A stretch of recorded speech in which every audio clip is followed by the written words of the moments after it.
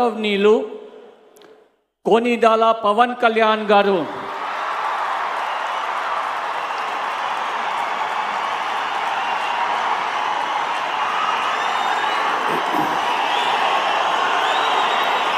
నేను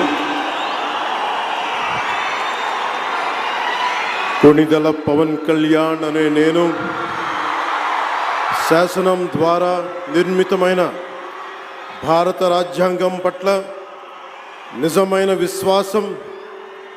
విధేయత చూపుతానని, భారతదేశ సార్వభౌమాధికారాన్ని సమగ్రతని కాపాడుతానని, ఆంధ్రప్రదేశ్ రాష్ట్ర మంత్రిగా నా కర్తవ్యాలను శ్రద్ధతో అంతఃకరణ శుద్ధితో నిర్వహిస్తానని, భయం గాని పక్షపాత